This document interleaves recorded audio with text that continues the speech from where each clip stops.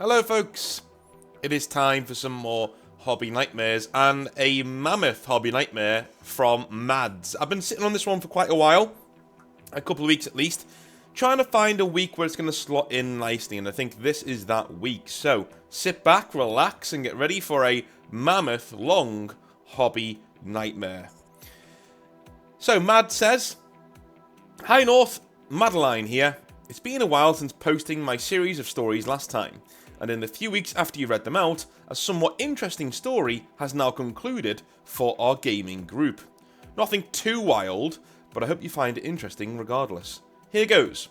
I tried to divide the story up into sections, should you read it. Let's call the figure of our story, the main figure anyway, Andrew.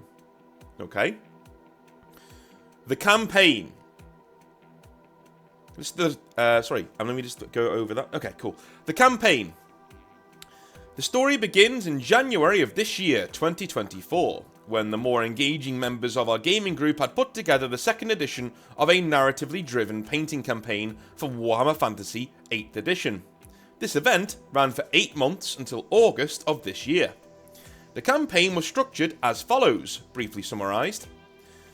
Players would start with 500 points to build their respective armies with, which would increase over the course of the campaign to accommodate bigger battles in later rounds.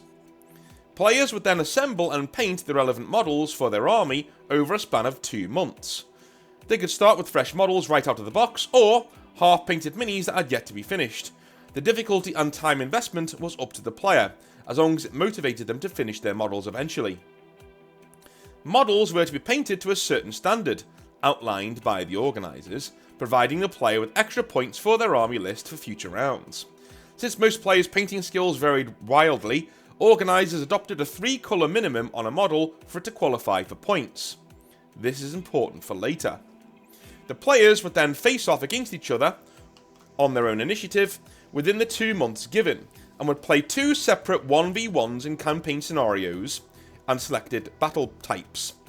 These came with an added secondary objective, which had been both selected from official sources and homebrewed or tweaked to make the games more interesting and fun to play. If players could not play within a 2-month deadline, you would either have to forfeit, for example, in case you had to drop out of the campaign or give up the match for an unsanctioned reason, or had to mutually agree to forego the match, and then said match would be called a draw for all intents and purposes, as well as on the match results datasheet. In this case, you'd be tasked with painting your models to full completion instead of the normal requirements. If you painted the models for this round and provided pictures of your work, you could at least still score the maximum amount of points. Do note that even the bases would need to be tackled in this case as well. Dude, bases aren't very hard. Come on. You know, if you're doing a desert base, for instance, Martian Iron Earth, you know, let it crack.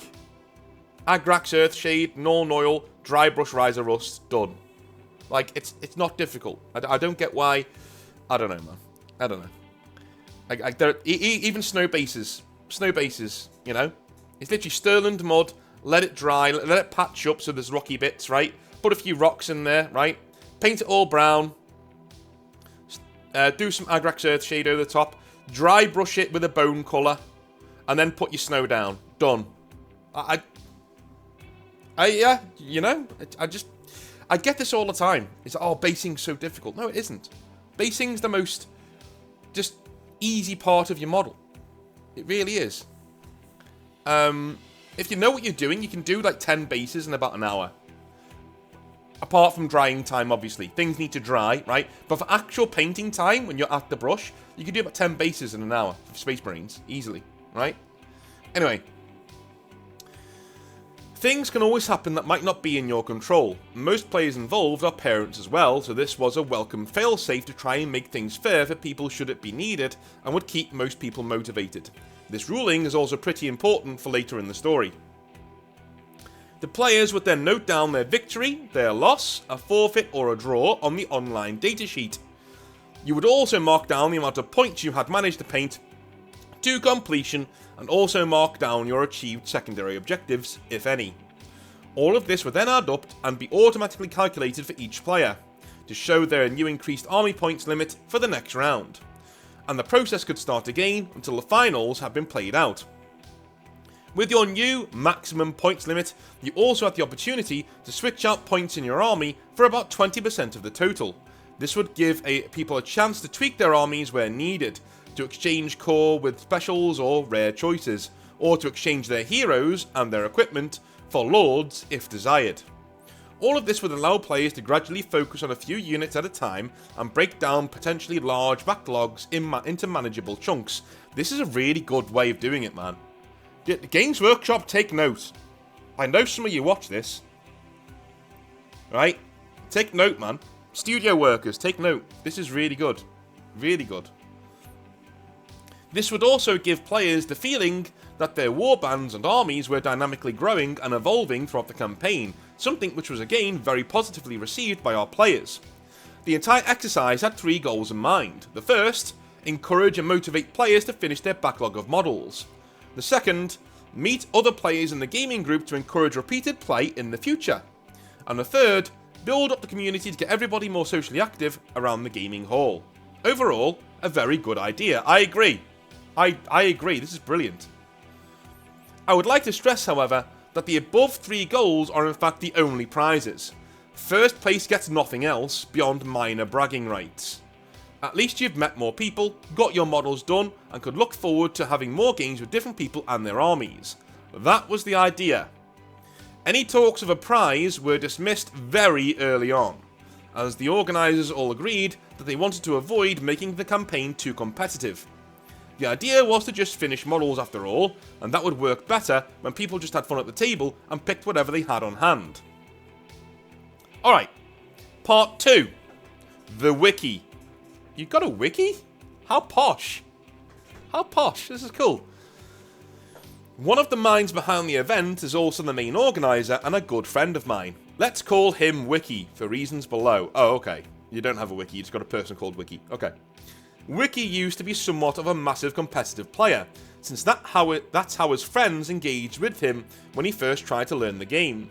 This included all the bad hallmarks of a potential problem player, including losing his temper if he would lose a game or otherwise getting annoyed if the dice were not in his favour, chasing meta, making technically legal but cheesy plays at the table, etc. I would stress that Wiki picked this up in a not so nice environment, and at a time, this was all he knew and therefore was kinda normal for him, as he only ever played games where this happened. His friends, quote unquote, would toss him into the deep end and would pick on him for being a new player, whilst trying to score easy victories on him without actually teaching him anything. They seemingly also made liberal use of meta army lists, plays and mechanics on him during these games, and oftentimes used incorrectly at that. This would irritate my friend Wiki to such an extent that in the following year he took it upon himself to research 8th edition so intensely that it almost consumed him, just so that the targeting and toxic behaviour would stop and so we could beat them with actual legit victories and corrective rules lawyering if needed. Good for him. Good for him. Like, I mean, it takes balls to, like, stand up and fight fire with fire in a situation like that. A lot of people would have just gone, you know what, screw this. My hobby time is precious, I'm going to go away. But good for him. Yeah. I bet he was really annoyed when 8th edition went away. Oh my god, can you imagine? Anyway, Wiki to this day is able to quote, almost by heart, nearly any rule from all of the official rulebooks, army books, and even going as far as the official errata for 8th edition. Anything he couldn't quote directly, or where any extra validity was needed, he would be able to show people exactly on which page a rule was written down, and yes, this is the remarkable extent that Wiki has gone through just to bite back at his former opponents.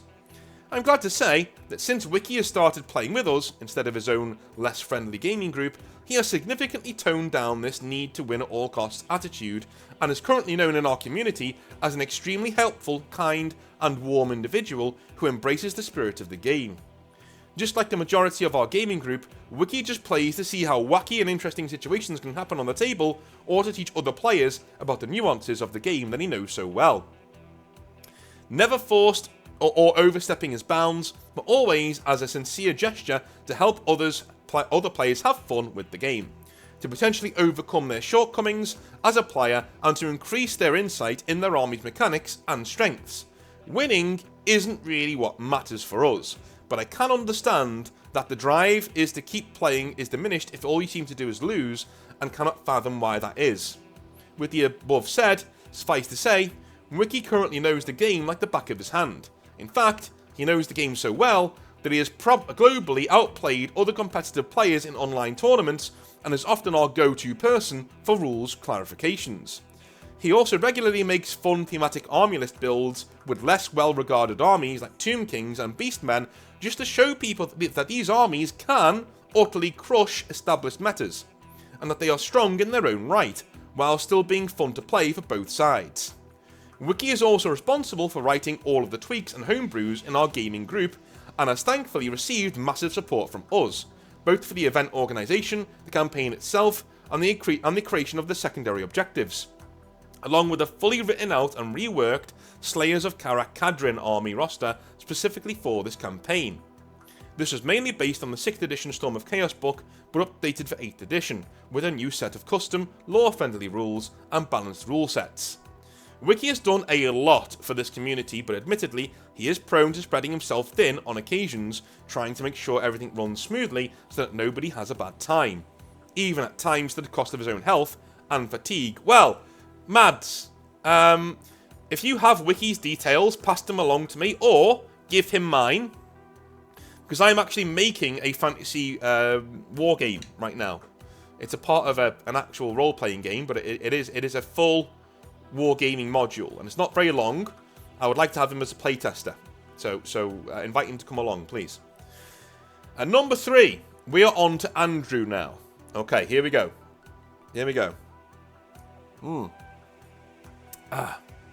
For this year's edition of the campaign, the second ever to be held, due to the large number of entries, 17 in total, the players had to be divided into 2 groups, so that the campaign could proceed more smoothly within the projected time frame. As I mentioned in previous entries, I had moved away from the toxic stores from before with Roy and Steve. Oh, I remember those. Yeah, I remember those 2. And I'm now playing with a very large and positive group of people at a gaming hall or online over Tabletop Simulator,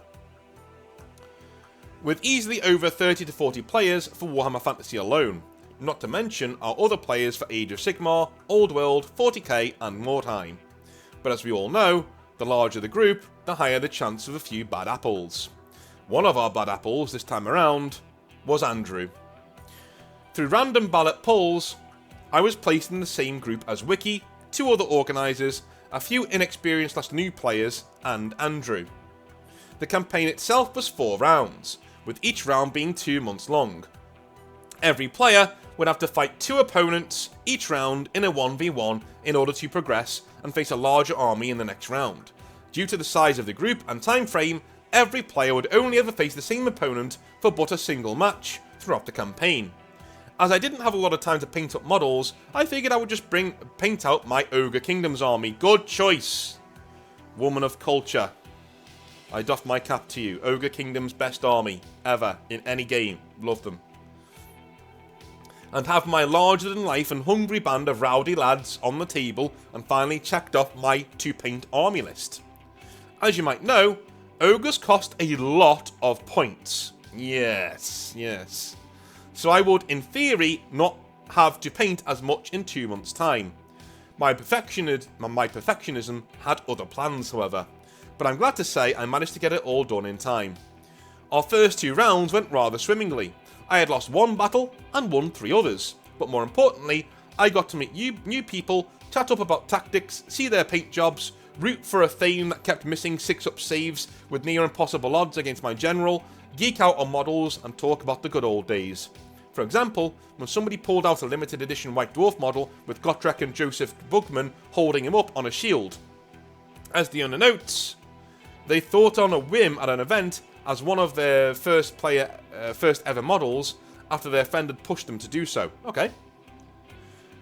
The problem was that it was sealed in a cardboard box at the time, which only had the labels Dwarf and €25 on it. Okay. Even the seller couldn't remember what was inside, but wouldn't allow for the box to be opened. He would only reassure the player that it was in fact a Warhammer model and was indeed a dwarf. The guy took a gamble and paid it, and it paid off big time. One hell of a find in my opinion. Yeah, dude, that is incredible. And it's stories like these that really stick with me and allow us, hobby people, to bond over with each other. Around the end of round 2, however, I started hearing annoyances and complaints about Andrew, who I hadn't yet met at the time. Just that he was being a pain in the organiser's backsides, due to becoming a problem for the other participants. He would not show up on battles. Sorry, okay, we're getting a bit scruffed up with our, not phonetics, but our word choice here. So, as you can tell, I was breezing through this Hobby Nightmare because it was so well written. But sometimes when somebody's writing so well and all of a sudden there's like a little boop, like, you know, a little blip of like a word out of place, it really knocks me off my stride because I'm expecting like another perfect sentence. Anyway, it's a compliment really, to be honest with you. Anyway, I'll carry on from now. Okay. Andrew would not show up to battles and repeatedly call out for draws for personal reasons and travelling issues, quote unquote. At one point, he even managed to get one of the organisers to travel down and open up the gaming hall at 11 AM, a full 8 hours before they'd usually open. All this just so they could allow for Andrew and his 2 opponents to play their games back to back and enter their results into the campaign's online datasheet. He would not show up, however, and call out for a double draw instead. Dude, you are banned. Hobby Nightmare over. You are banned. If this is me, if I'm the owner of this store, and you say, can you come 8 hours early, drop what you're doing, and open your store for me to play my 2 competitors here, and then you don't turn up, you are banned from that event, ever. I would be, no, you're done. You are done. Unless something really bad happens, a car crash, illness, whatever. If you just like, no, I can't come now, so just give me 2 draws, please. You're banned. I'd be like, no, I'm giving you losses, mate. You're banned. Everybody gets a win who played Andrew. Everybody in this group gets a win. It would annoy me that much. This is total disregard for other people's time, like you're more important. It's a no-go for me. Sorry. Hard no. Players would rightfully complain about investing all of their time in preparing their armies, painting, travelling and showing up to the gaming hall, only to be stood up, adding more fuel to the fire of brewing issues. It didn't help that the organiser opened up on the gaming hall that day actually took time off from work to help the community and make these battles happen. Suffice to say, he was not pleased at all. All of this would severely shift the tone of the campaign behind the scenes. As I knew Wiki, I would slowly start to hear more and more about this, despite his best efforts to try and remedy Andrew's antics and not create a festering spot of drama within the campaign. All I had to go on was what I picked up from Wiki and the other organisers, as they all started to crack more and more due to Andrew's shenanigans and started to vent their frustrations more in the public eye. I had not faced Andrew yet, but in truth, I was so absorbed in my day-to-day work and painting that I would rather not be involved with drama either, as I had my own things to deal with and I wasn't one of the organisers. Whatever was going on, I figured that Wiki and the other organisers could handle it just fine. My reluctance to get involved would change, however, at the end of round 3, as I was now set to face Andrew myself in the final battle of the campaign in round 4. At this point, more grievances were starting to spread around the players who had already had to face Andrew, not just for his table manners, but also for his superbly annoying habits of being hard to get hold of, planning his games extremely close to the deadline, and repeatedly cancelling games to call for a draw. This was a running theme for Andrew at this point. Come the end of round 3, however, to my shock, I was informed that I was currently in the lead of both groups with only the slightest of points difference to second place. I had won my share of games, sure, but it was a genuine surprise to me as I felt I was just doing my normal best and nothing more. It was just a humbling experience and one that I did not expect, but it did cause me to check in on our WhatsApp group and check out what all the commotion around it was about. The participants of the campaign were all happily chatting away in our group and were speculating who would in fact end up taking the campaign, as it was in fact that close. They would compare rosters and army builds of the people who had still had battles left to play, the totals of both groups, potential plays, tactics and so forth. Dude, I love this. It's like a sport. It's like people talking about football, you know what I mean? Oh yeah, but they play a 4-4-2, or they play with 2 strikers, or they play with... That's really cool. This resembles, like, Mads, if you don't know how football people talk, this is how they talk. But when you go to that WhatsApp group, just replace all of the armies and players with teams and managers and coaches. That's what it is, right? This is cool. Recounting stories of prior battles and sharing their own army lore. It was all pretty amicable and good-natured. Well, that's not like football, but there we go. All in the spirit of the game. Now, that is till we noticed that Andrew hadn't even filled in his points on the official datasheet yet. Wiki had constructed the datasheet so that any and all point calculations were done for us. We only had to add in 3 things. 1, the outcome of the match. 2, how much our army was painted to the required standard. And 3, if we managed to score and secure the secondary objectives for that game. Okay. Alright. Everything else was automatically calculated for us depending on our input. And we were all adults. Wiki reckoned that was the least we could do. To our surprise, Andrew actually responded with a, lol, my bad guys, I'll fit it in right away. North, you may want to grab some tea for this one. Okay. Tea is grabbed. Andrew, at this time, had been an absolute pain to every player he'd been pitted against in the campaign, and out of the 6 battles he'd supposedly even expected to fight, he'd call a draw on 4 of them, and only played 2. Of those 2 battles, he played only once in person, and the other battle was against my friend Wiki, who at this point had been so fed up with Andrew's excuses and attempts to call for a draw that he gave him no other choice but to play against him on Tabletop Simulator. I would only later find out why this was. Andrew would afterwards call for another draw and forgo his last battle in the final round against an older gentleman who was simply not up to date with the campaign rules. And yet, after filling in his points, Andrew was now in the lead, quote-unquote, of the entire bloody campaign, and with a decent margin at that. Yeah, dude, that's just not right.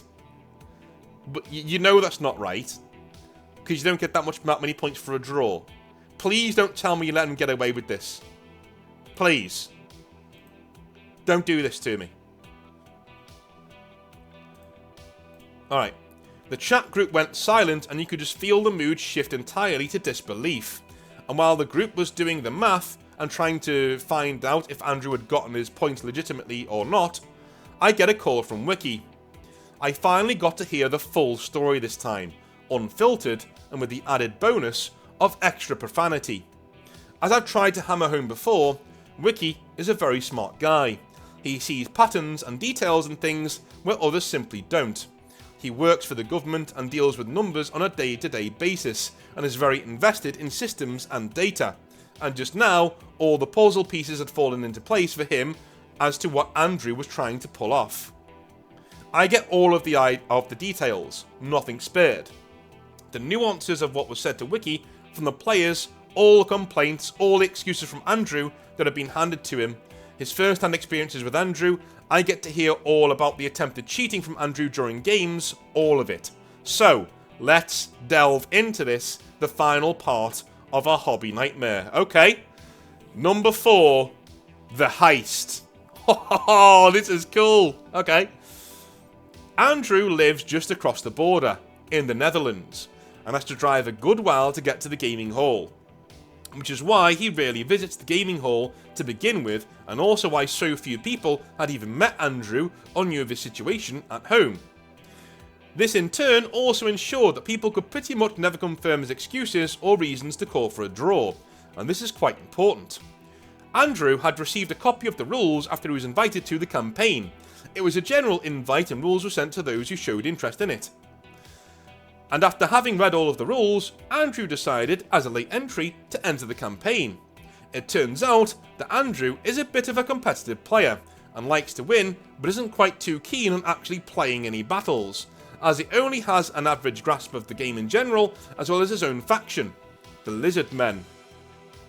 What Andrew did figure out, after having read the document, was that he could abuse a small addendum section of the rules, namely the draw mechanic, just so he could passively collect points in the campaign without having to even lift a finger or to even show up for a battle. Andrew would forego the match, call for a draw, and then be switched to painting his models to completion for full points instead. This would allow him to easily score the maximum amount of points each round by simply painting the bare minimum each time. To our understanding, Andrew figured that if he could simply have the other players agree to forego their match and agree to a draw, he would get as many points as a victory and guarantee this result every time. Mind you, there is a very real chance that not even a victorious player could guarantee on having a maximum score each battle, so on average, he would net himself the maximum amount of points per game as long as he could get the other player to agree to forego the match. Dude, and yeah, most people will, won't they? Because they don't know him. Most people will, because they're nice. Dude. Okay. I'm obviously gonna read the rest of this, okay? But, I need to say, as an organizer of games, I write role-playing games, I write tabletop battle games, I have run multiple campaigns in different systems. I've DM'd thousands of hours in role-playing games. This is the kind of shit that makes me not want to bother. Because you always find these people who take what you do, take what you build, and they engage with it in bad faith just to try and game the system. Yeah? Just to try and be a little pissant and try and game the system. Just so they can say that they ruined it for everybody else. It's literally people like this that make my teeth itch, right? We've had it in multiple areas, like in gaming groups, even on my Discord. We've had people like try and flout the rules, or we've had people try and, they'll do things in really bad faith that technically don't break the rules, just so they can say, "Well, I didn't break any rules. What are you talking about?" But everybody knows that what they were doing and why they were doing it. Do you know what I mean? It's the most weak-ass thing to do, and it's such a pussy thing to do. What a pussy. If you've ever done that, you're a pussy. You need to get slapped. Like, if you ever do things like this, grow up. There's a good reason why you need to resort to being perpetually online to find friends and people who are around you. Because only people who are also on Reddit or on stupid places on the internet actually want to be around you. And even then, if you met in real life, you'd probably just, sort of be really awkward with each other because you're both little pissants who can't actually, hold a conversation in real life. I can't stand people like this. Cowards who try and find technicalities, who say, "Oh, well, technically I'm not breaking any rules," when clearly they're engaging in really bad faith because the organizer of the area has had faith that you're going to be a decent human being and not take the piss out of the rules. He doesn't feel like he has to, or she has to, blatantly put things in black and white because he or she believes that people are actually going into it in good faith. They didn't reckon on little dickheads like you coming in to ruin it for everybody else. I fucking hate these kinds of people. They are worse than blatant cheaters. At least a blatant cheater, you can call them out. Right? At least a blatant cheater is just a bad guy. A bad person. This person's a snivelling little rat. It's pathetic behaviour. And I can't stand it. It will get you barred from my vicinity quicker than actually slapping me in the face. Because if you slap me in the face, I may have done something to deserve it. I don't know yet, right? I'll retaliate in kind, and you're getting a smack in the mouth, and we'll square up like men and sort it out. But at least there may have been a misunderstanding. I don't know, right? But if you act like this around me, or I found that you've acted this way, we are not going to be friends ever. You're a snivelling little rat, and I don't want you around me. People who find grey areas to ruin it for everybody else are the worst. The worst. Moving on. He would make excuse after excuse, and usually players would simply agree to a draw and paint for points, as they were either too kind-hearted, not as knowledgeable about the campaign rules, or, it would later come out, he would imply that neither side would get points if a forfeit was called for and wouldn't hurt both players. This was blatantly false. Andrew also had added the benefit of not having to face any organisers during his first 3 rounds, save for Wiki in the final match of round 3. The only added caveat with this strategy was the painting. As mentioned before, I bet you he just puts three colours on his model. He spray paints them black and puts silver and gold. Like, bump, bump, done. Technically, I'm not breaking any rules. That kind of attitude. When I say put silver and gold on there, I mean like he puts a dot of silver and gold on there. There's 3 colours, I'm not breaking any rules. He'll do shit like that. You watch. You watch. As mentioned before, without the match being played, your painting would get graded on a different set of rulings. You actually had to complete the models and do the base work as well, like adding terrain. Meaning that you would not even get your full points if you didn't paint your models to a higher standard than for normal play. Andrew knew this, as he had read this in the rulings. And the cheeky Dutchman would poorly speed paint his lizardman with just a dabble of 3 colours as was required. I fucking told you so. Pissant. I told you so. Technically, I'm not breaking any rules. Dude, get out the hobby. I very rarely say this. Get out. You do not belong here. You do not belong in our hobby. I am gatekeeping you, Andrew. I am gatekeeping you. Get out. Leave. Mads, if you know who this person is, send them this video and try and leave. I'm telling you now. Leave. Give him a timestamp for a couple of minutes ago when I was explaining about pissant behaviour. Right? Andrew, leave. You're not welcome. I'm gatekeeping you. Right? I don't know who gave me the power to do this. I gave myself the power to do this. Fuck it. You're gone. Go away. We don't want you. We don't want you. If anybody wants to make a case for Andrew, put it in the comment section down below, and I will sincerely read it and engage with it. Okay? But if your excuse is, well, technically you didn't break any rules, you're a pissant as well. You're a pussy. Stop thinking that way. Engage with the rules like everybody else and have fun.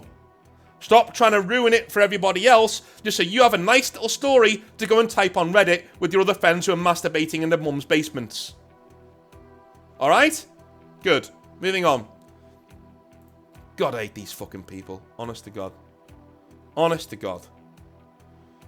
Oh, Jesus Christ. He would then hastily dip his bases in some PVA glue and some gravel, or glue a single rock to the base and call it a day. Which, according to the rules, was technically perfectly legal, and the bare minimum you had to do in order to fully qualify as painting your models. His models looked awful, but at least due to this technicality, he got his points. Dude. This is also the fault of your organisers.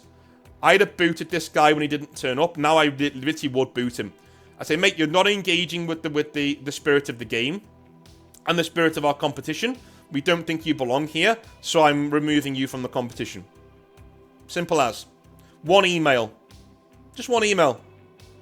Done. You know? Sorry, man. You're not engaging with the community, you know, in the spirit that we all want to be engaged with. You don't really belong here, so away you go, right? Now, Wiki is the kind of person who is very competitive, but adapted to his scenario. Well, you know, this is more my style, this place. I like this place. So he adapted, and that's where he is. You know? This shouldn't have gotten to this point. He should have been gone, long gone by now. If Wiki knows all this and has the full story, Andrew should not have made it this far. Also, Andrew knew what would happen if you didn't take this extra step, as was shown when Andrew specifically used the excuses of being unable to travel to plan battles at the very end of the round deadlines, only for him to call out a draw and to switch to painting for points the day before the match or the day itself. Meaning that not only would he ensure that he got his own points, but he would likely force players to hastily have to get back to painting in order to fulfill or even qualify for theirs. Yeah, because other people aren't playing it in bad faith. So what he's doing is he's putting them in hot water. He's saying, oh, I can't play the game. And they're like, oh, shit, okay. Well, I haven't fully painted my army yet. Oh, right? So they're not getting their full points where he is. And chances were that these players didn't even realise they needed to further complete their models either before it was simply too late.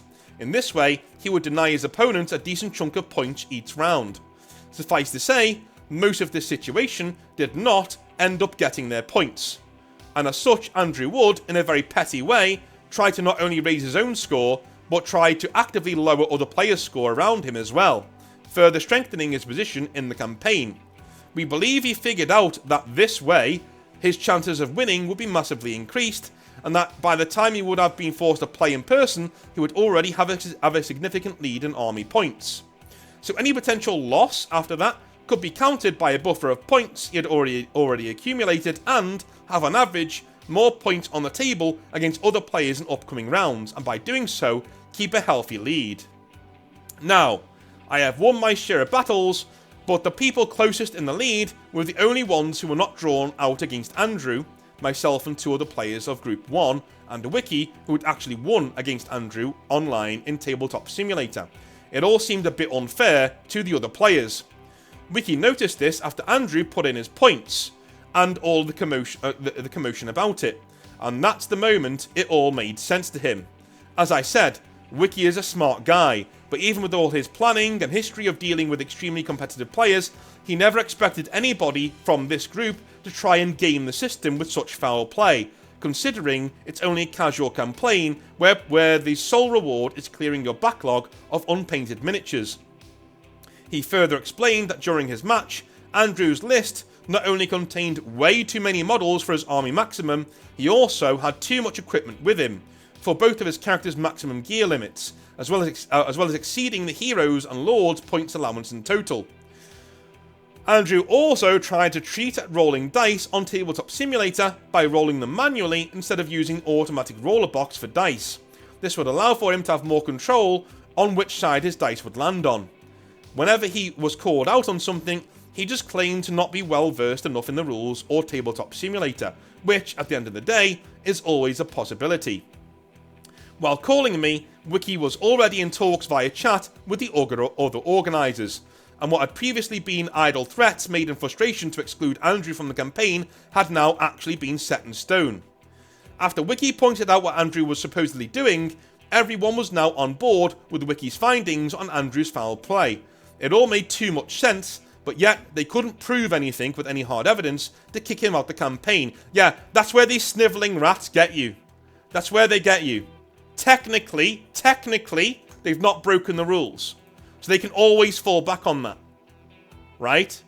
Even if they engage with your rules, and they take the piss, and they upset everybody, and they're really annoying, and they engage in complete bad faith, and take away, they ruin your experience, they ruin the place that you made, the campaign you've constructed, or whatever it is else you're doing, whatever project you're doing, technically, they haven't broken the rules. Because you made the rules with don't be an arsehole built in.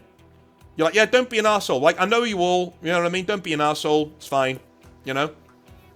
It's fine. You know? But yet they come in and they I can't, they make my teeth itch, mate. This is the most passive-aggressive, weak-ass, pussy way to act. Get a grip, grow up, and leave the house. Do you know why these people don't like going out and meeting new people? They can't. They can't because they can't act this way. Real life has no areas like this for them to find. These little nooks and crannies for these little cretins to go and worm their way into. If they tried this in a pub, they get smacked in the mouth. That's why they can't. That's why they are perpetually online. Perpetually online. This is why you shouldn't take anybody on Reddit seriously, by the way. The same reason, the same attitude. This is why you shouldn't take 90% of YouTube comments seriously. Same thing. Same thing. I have about And you know what? My channel is very lucky. I have very good commenters most of the time. You know, I really do. Like most people do their research and watch the entire video before commenting. And when they don't, it's obvious and I ignore it, right? But on most YouTube videos, you'll find most of the people commenting either haven't watched the entire video or are just trying to find these little nooks and crannies. They're just little animals, dude. Get rid of them. Honest to God. Honest to God. Anyway. As technically he was working well within the rules and merely exploiting them, it was just a rotten thing to do, and removing him entirely would potentially ruin 8 months of invested time for everybody else involved. So, the final battle was coming up, and Wiki and I decided on a course of action. If Andrew was going to try and win this campaign by gaming the system, he would have actually play us for it. Cool. And we were damn well going to make him work for it. I should mention that while I am not the best player, I usually tend to play against Wiki himself, and while I do not win often, my record stands at like 34-3 for Wiki at the moment, I pretty much know the game and its nuances thanks to Wiki's guidance. I know what plays to make depending on the situation, what I can safely gamble in terms of spells and dice rolls, what the strengths of my army are, and what the average odds of an engagement are before I commit to one. In other words, tactics and proper knowledge of game mechanics. I would also get a proper pep talk from Wiki in preparation, and without telling me how to play against Andrew, as we didn't want to be cheating ourselves, Wiki at least did let me know that Andrew was a rather aggressive player, but that he lacked proper understanding of engagements. All this to try and sell our hides and the campaign as dearly as possible without turning to cheap tricks ourselves. Okay, we're getting into the final battle now. Number 5 is the final battle. But I'd like to say, Mads, right? If this is not the best Hobby Nightmare ever written, this is one of the top 3 or 4. If this is not literally the best Hobby Nightmare ever written, it's one of the top 3 or 4. There aren't very many Hobby Nightmares. Listen, I don't hold my channel in very high regard. I do, obviously, because I'm very proud of what we do here, right? But I'm very self-deprecating, and I don't really see my own self-worth. I'm working on it in therapy, don't worry, right? But I'm flabbergasted that anybody pays money to my Patreon at all. I'm flabbergasted anybody is a member of this channel. I really am. But it's Hobby Nightmares like this, where I'm like, this was worth the price of admission. I can give no higher compliment than that to this Hobby Nightmare. This alone, this week, if you're a member of my channel, this episode was worth the price of admission, in my opinion. And it's nothing to do with me. This is all Mads. This is brilliant. A brilliantly written Hobby Nightmare with a completely compelling hobby story. Absolutely compelling. I am hooked. I am addicted. I need to know how this finishes. Okay. With that said, let's go on. Number 5, his final battle. Wiki and I would hound Andrew for a date to battle on, and Wiki even offered to be present as a referee to help keep an eye on Andrew's trickery. Andrew's usual tactic was to have the date be pushed back as far as possible and dangerously close to the deadline. This suited me just fine, since it would give me time to paint, and I'd be ready either way. Dude, I wouldn't even do that. If I was Wiki, I'd say, listen, this is the final battle round, so if you don't turn up, you automatically forfeit and the other person wins. Make him turn up. Don't give him any wiggle room. If you give these people wiggle room, they will find a way to exploit it. Because they're weak. We would let him make excuse after excuse and let him keep asking for a draw. But we weren't having any of it. Every time he gave an excuse, we would counter it. He couldn't travel to meet us? Fine. With permission from the organiser and with precedent set, we would play on Tabletop Simulator. This instantly opened up evenings for Andrew, which he didn't account for previously, and we kept pushing the matter. In the end, we booked him for 3 evenings, right before the deadline. He would show up, or he would be struck down as a forfeit, or have the match scrapped entirely. I even agreed to it, fully ready to sacrifice any lead I had in the rankings if need be, which didn't matter to me, but it made sure it meant a whole lot to Andrew. Saturday evening was the first. Battle time came, and I made sure to have everything ready on my end a few days in advance. My army was built, table set, etc. Wiki would even set up a digital dice tower for artillery dice and supply us with digital spell cards, so we would have everything on hand. And, as if the devil himself had meddled with it, the tabletop simulator servers were suddenly shut down 30 minutes before game time. Even the discussion section on Steam was full of people asking why they could no longer play online. We waited for 2 hours with no results till we called it a day.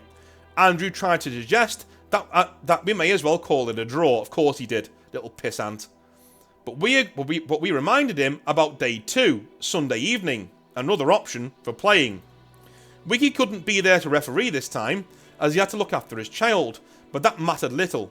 I would take screenshots and explain to him what was going on, and he would interject into a group chat with verifications on the rules, should there be any need for it. Andrew would proceed/try to do the following in our game. 1. Proudly state that he had used his 20% of points exchange to build his list specifically to counter mine with his magical items. 2. Manually roll his dice instead of using the dice roller, as he claimed the automatic rollers were fixed by Wiki so that Andrew wouldn't roll more than ones would roll more ones than sixes. Which I wouldn't even know where to begin to explain how wrong that statement is, but okay, yeah. Dude, he doesn't have access to the fucking game. What are you doing?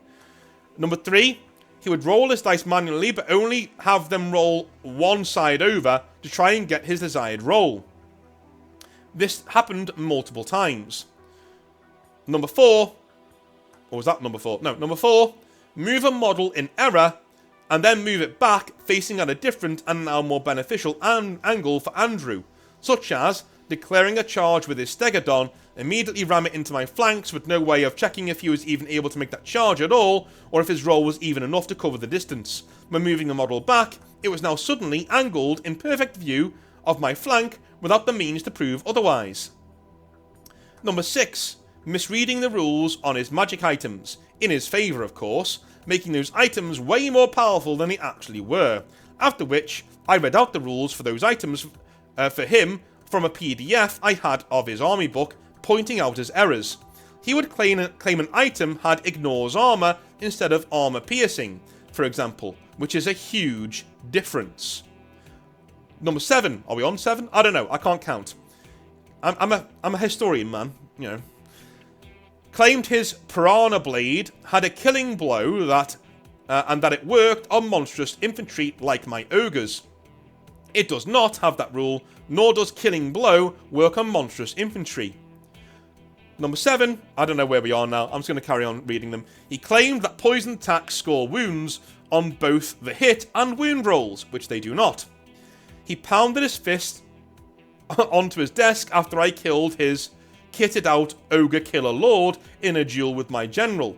This happened after he just missed all of his own attacks against me, which were supposed to instantly kill me, quote unquote. More things that Wiki had spotted, which I only found out later after the game, such as claiming his Stegodon helmet gave him a +1 armor save in total, instead of just making his armor save 1 better.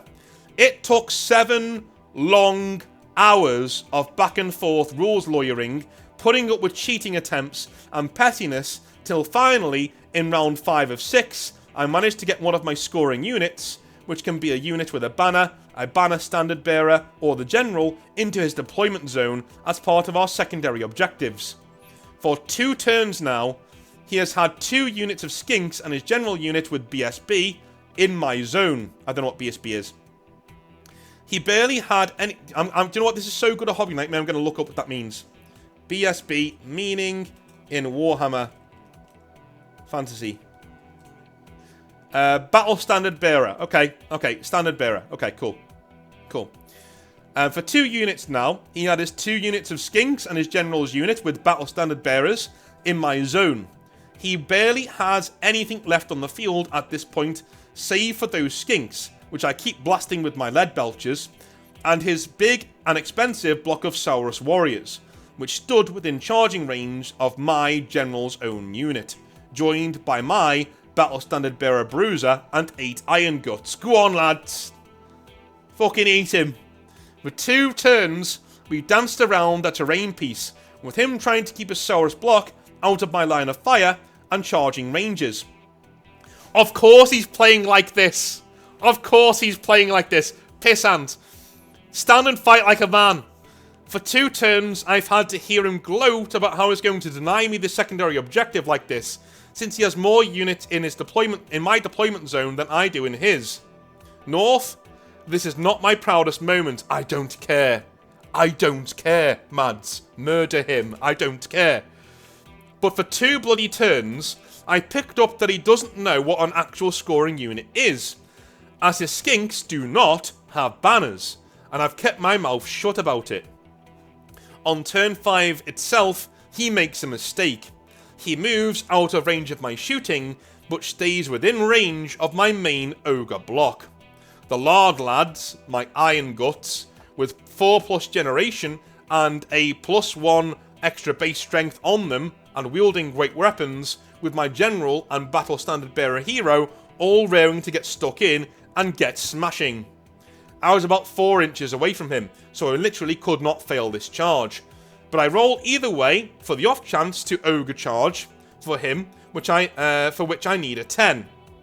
And I end up rolling an 11. So now I get D3 impact hits per model in case of base contact instead of just 1. With all of that extra rank bonus lard smashing into him, I get even more strength. Following that, I challenge him with my general and he accepts, thinking he can off my level 4 wizard general in one go. He misses everything against my general's fencer's blades and glittering scales, meaning he could only hit me on 6s, while my general, a 2-headed ogre chief named Gordon and Ramsay, I love it, hacks away at what remaining runes he has left. Dude. Oh my god.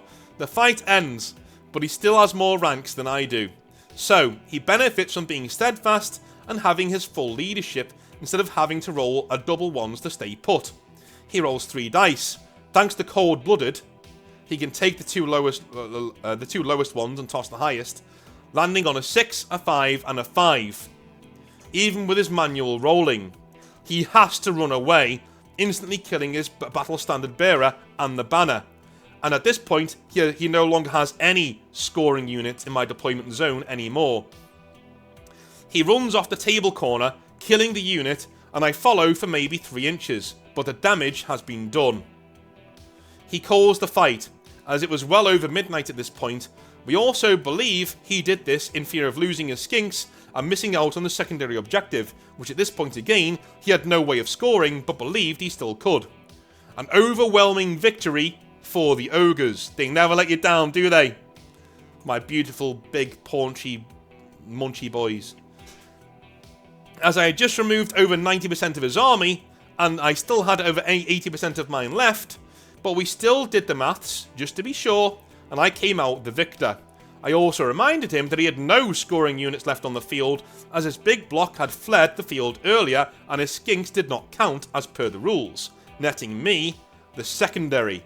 He was not pleased after that, as that meant even less points for him to try and buffer against other players for the final total. This reaction further solidified to us that it was all about the big win for Andrew.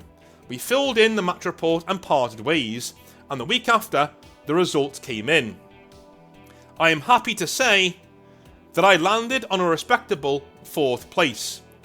Hats off to our Wood Elf player for 1st place. Yeah! I mean, I don't like elves winning, but on this occasion... Now, North, I am an adult. I don't have any want, desire, or patience for pettiness. But I will admit that after witnessing Andrew's antics firsthand, helping boot him down to 8th place was a small victory for me and Wiki all on its own. Especially after what Wiki had been telling me, just how badly bothered he was about all of it. He just wanted to make people happy and let them have fun with his 3 goals in mind. And in comes Andrew actively trying to ruin everything to win a casual campaign in such a low-handed way. We wanted to give Andrew the final benefit of the doubt, but when that went out the window in the first half an hour, we wanted to collect as much evidence or examples of his antics and behaviour before the game was over. And partly, the reason we put up with all of it during the match was that, despite all of it, we wanted to show Andrew that even with his cheating attempts, we would win fair and square. And hopefully, he would stop this behaviour in future after realising it didn't work for him, at least not in our group. I also understand that, on the day after the results were released, one of the other organisers took the opportunity to severely dress down Andrew in the WhatsApp group, which I imagine was rather humbling for Andrew, though we had hoped it would happen in private. But that particular organiser is sadly known for being rather brash. Well, I don't know, man. It depends. Like, if Andrew was talking shit, then I probably would have done that as well. Like, publicly. But if he wasn't, and he went ahead and called him out, then yeah, a private dressing down was more than enough. Even a private dressing down with all of the organisers present would have been fine. You know what I mean? But if Andrew's talking shit, saying that it's not fair that he didn't win, I would be the first on hand to be like, yeah, you can piss off, mate, and here's why. Do you know what I mean? Publicly. Anyway. Andrew was afterwards told, thankfully in private this time, that he's been found out, confronted with his antics, and that he will no longer be invited nor accepted for next year's campaign. I hear he somewhat agreed with that verdict and accepted it with some grace at least, so he knew what he was doing. Fair enough, move on. In the meantime, Wiki and I are already brainstorming over which armies to build and paint for 2025, and I have to say, I'm looking forward to it.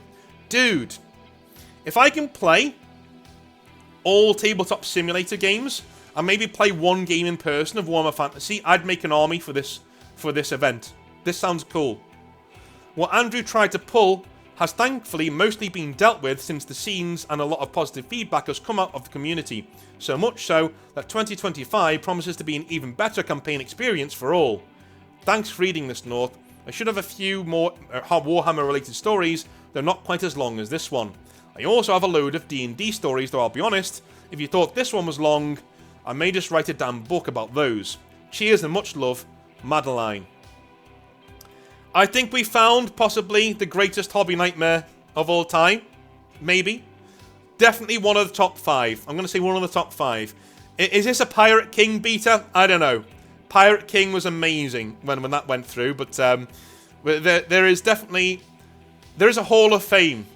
If you've got any hobby nightmares that you want in the Hobby Nightmare Hall of Fame, let me know. But I think this is a contender. Mads, keep writing in. I want to hear more about these campaigns. That guy got what he deserved. Very, very satisfying ending. And I hope you guys have a wonderful rest of your day and that this perked up your day a little bit. Love you all long time. I will speak to you tomorrow, where we are going to be going through some lore. Specifically, the Dark Angels. And in the Exile verse, how they're going to look going forwards. So, I love you all long time. Have a wonderful rest of your day. And I'll speak to you soon. Have a good one. Bye now.